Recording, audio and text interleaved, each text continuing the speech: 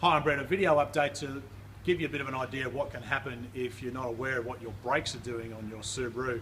And recently, last week, we did a punishing brake test out at Sydney's Eastern Creek on the full Grand Prix circuit, which is a 5-kilometre lap of the track.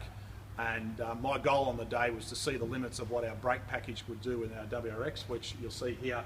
It's had a bit of a birthday. We've machined all the discs and put all new pads and put it back together. But you can see all this black shit is where the caliper is overheated and the materials come off the brake pad, and this is what the end result is. So I wanted to show you what a brake pad looks like. I'll get my cameraman to come in really close. You can see that's the steel backing plate with no friction material left. This one's even worse. There's no friction material left at all. That one's a bit average, but that's what it should look like.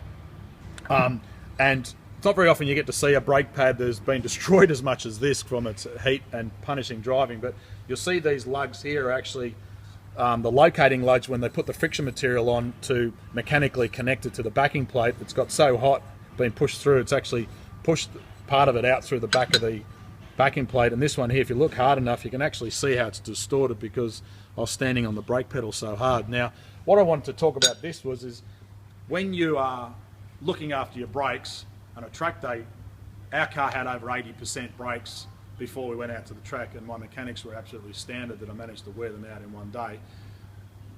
It's a combination of abusing them at a temperature that they weren't really designed for, and this MRT sports pads are not designed for ridiculous laps, lap after lap. In fact, on the final track lap, I was actually chasing a BMW M3 and a McLaren, and I was probably doing things that nobody would ever try and do with their brakes, but such as my will to try and find out just what the limits are of our parts. And we're using the DBA 5000 series rotor, so the temperature of the rotor can be measured by when this temperature paint changes temperature, and all of these threes changed, which indicated the brake friction surface temperature was well over 700 degrees, of which the sports pads are not designed for.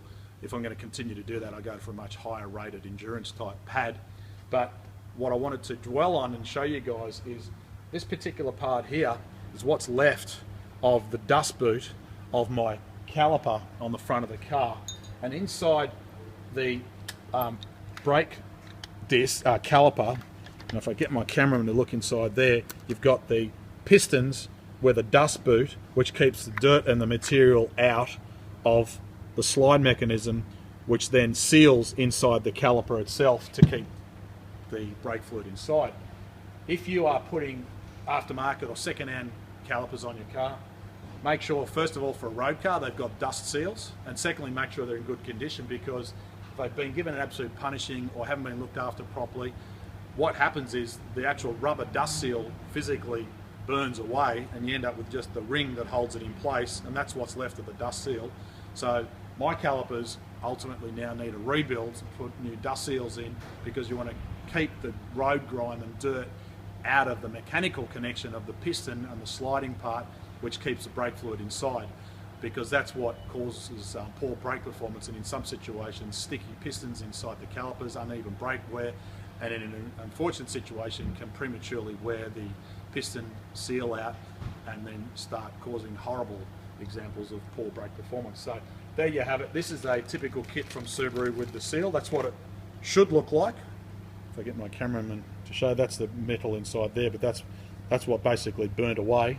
And then you can buy these parts from Subaru. That part there is the piston seal that mechanically keeps the brake fluid inside the caliper, and that's all it is to make sure that you've got nice reliable brakes. So there you have it. Know what to look for, look after your brakes, make sure you get it checked regularly, and if you're doing track days, be well aware of what you've got on your car. Hopefully some of our R&D has helped you learn a little bit more about your car, no matter wherever you are in the world.